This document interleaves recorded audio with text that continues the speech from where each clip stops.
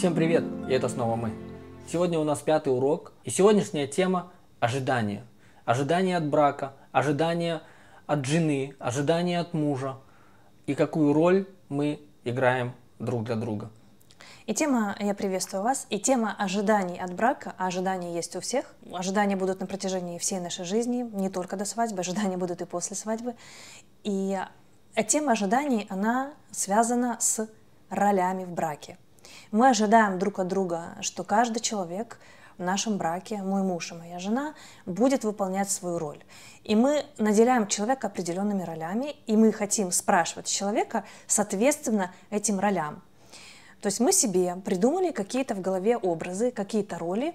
Иногда мы это все правильно придумали, иногда мы придумали это сами себе без того, чтобы уведомить другого человека. Ну, например, до свадьбы. Мы видим свою избранную, мы видим свою любимую девушку, всегда красивая, всегда накрашенная. И вдруг после свадьбы возле нас проснулась ненакрашенная женщина. Кто ты? Кто ты? Почему ты не в платье? Свадебном, вечернем хотя бы. Вечернем. Наши ожидания, они всегда отождествляются с тем, что мы видим. С тем, что мы хотим. Ожидания, они всегда немного завышены. И с тем, что мы хотим видеть. И в чем ловушка ожиданий? Ловушка ожиданий в том, что ожидание от брака, оно связано со степенью удовлетворенности в браке. Мы будем настолько удовлетворены своим браком, насколько выполнение своих ролей мужем или женой будет соответствовать тому, как мы этого хотели и как мы этого ожидали. Если наши ожидания не оправдали, если муж не такой священник в доме, если он зарабатывает не столько, если жена не такая красивая, и если там она плохо воспитывает детей и не моет раковину, то, соответственно, я буду не удовлетворен своим браком. То же самое и со стороны жены. Так в чем же заключается наша роль? И библейские тексты во многом уже определили роль мужчины в семье и роль женщины в семье. Остальное мы должны проработать внутри своих отношений. Договориться, определить, кто за что отвечает, как мы будем строить нашу жизнь. Очень часто мы приходим, да не очень часто, мы всегда приходим в свой брак с теми ролями, которые мы наблюдали в своей родительской семье.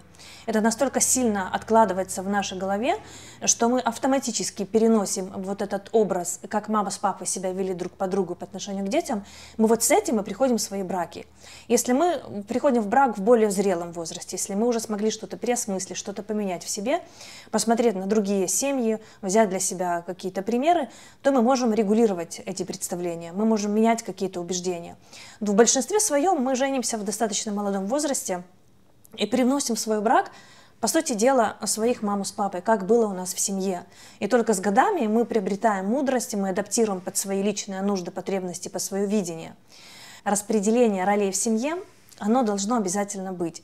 Если роли не будут распределены на официальном уровне, то будет очень большая путаница, и у нас никогда не возникнет оправданных ожиданий. Мы всегда будем ожидать друг от друга чего-то, и не будем это получать. Почему? Потому что мы не знаем, что мы ожидаем. Потому что это нигде не прописано. Например, существует такое понятие, что мужчина, как глава семьи, он должен отвечать за финансы и за их распределение. Да, за финансы отвечает мужчина. За достаток в семье отвечает мужчина. Но за их распределение не всегда мужчина способен понести это на себе. Иногда лучше этим займется жена. Иногда жена будет лучше понимать, как правильно расходовать в семье деньги и как их распределять. Тут же логическая цепочка подсказывает нам, что если жена знает, как лучше мужа расходовать деньги, то может нормально и такое распределение ролей, когда муж не умеет зарабатывать, а жена будет зарабатывать. По логике вещей мы можем рассуждать так, но здравый смысл и библейские принципы брака, они подсказывают, нет, если муж будет зарабатывать, значит что-то здесь не так. Вроде бы все нормально, логично, но что-то здесь не так, и мы должны очень тонко чувствовать эту грань. Я не знаю ни одной женщины, которая согласилась бы на то, чтобы она была кормильцем в семье.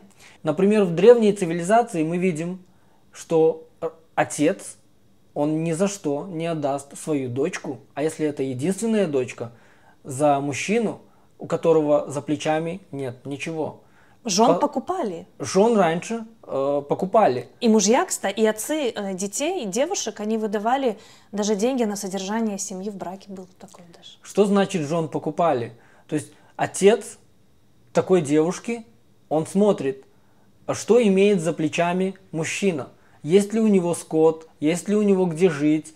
И более того, мужчина приносит в отцовский дом, мужчина приносит в дом своей избранной выкуп за невесту.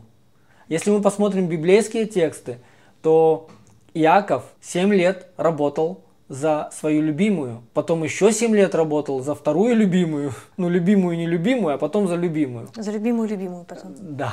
И вот вопрос финансов это просто один из примеров распределения ролей. Мы понимаем, что роль может варьироваться. Кто-то более компетентный будет выполнять ту роль, которая у него получается. То есть кто-то... Иногда бывают сдвиги. Нельзя сейчас четко прописать, что вот это только мужская роль, а это только женская, особенно в современном мире. Мы можем замещать друг друга, мы можем компенсировать, мы можем играть с компетенцией друг друга, но принцип должен оставаться таким, что ты кормилец в семье, основной, я второстепенный кормилец, ты духовный священник в семье, ты лидер, я второстепенный, я помощница в семье. Ты тоже можешь мне помогать, но это не твоя основная роль и не твоя основная функция в семье. Ну, например, есть такое понятие, как, например, возьмем воспитание детей. То есть мы не можем здесь сказать так, что жена, ты воспитываешь детей, там, или только Потому муж что у меня воспитывает. плохо получается, у меня нет педагогического образования. Да. Или, например, только муж воспитывает детей. Нет, в воспитании детей мы должны быть вдвоем. Если жена может сказать детям, сделайте так и точка, то муж, как духовный лидер, как отец семейства, он должен объяснить детям, почему надо сделать именно так, как сказала мама. И когда у нас правильно распределены роли, а как мы их распределяем? Мы сидим и обсуждаем это. Мы говорим, окей, у тебя в семье было так, тебе хочется так, у меня в семье было так, мне хочется так. Что мы можем теперь, на какой середине мы можем сойтись и как мы можем определить, как будет у нас. Если мы этого не сделаем, то у нас будут раздутые желания, у нас будет разочарование друг от друга. Это будет неконтролируемый процесс. Мы будем каждый день жить с таким чувством огорчения внутри себя, с чувством критики и осуждения друг по другу. И поэтому мы даем вам упражнения, в которых есть список ролей. Вы пройдетесь по этим ролям, вы определите для себя, какую роль я выполняю хорошо, с какой ролью я себя идентифицирую. Почему? Потому что очень важно принять на себя эту роль. Очень важно сказать, да, это мое. И попробуйте, определяя вот эти вот роли в своей семье, попробуйте вспомнить в начале ваших отношений, в начале вашей семейной жизни. Попробуйте вспомнить, кто какую занимал роль и как вы потом поменяли эти роли. Потому что в начале мы могли распределить роли просто по умолчанию. Бывает такое, по умолчанию. Определились роли по умолчанию. Но впоследствии эти роли, они перевернулись. Мы изменились. Обстоятельства изменились. Обстоятельства изменились. Мы поняли, что так, с этим я не могу справляться, моя жена справляется с этим лучше. Распределением денег в доме у меня не получилось, у нас не хватает, так как я распределяю. Моя жена распределяет деньги в семье лучше, у нас еще остается. Как она это делает, никто не знает. Есть еще такое понятие. В начале семейной жизни мы распределили свои роли, мы оговорили, кто что делает по утрам, по вечерам, днем, кто как, кто куда. Но проходит время, что-то не сложилось. И мы должны безболезненно поменять эти роли, безболезненно назначить, адаптироваться и безболезненно назначить эти роли другим. И когда у нас есть определенные ролевые ожидания, мы должны понимать, что это нормально. Но эти ролевые ожидания друг от друга, они должны быть согласованными друг с другом. Мы не можем автоматически чего-то хотеть от другого, потому что другой может быть вообще не про это. И подводя итоги ролей, можно сказать, что гармоничные и здоровые отношения, в гармоничных и здоровых отношениях ожидания и реальность должны совпадать.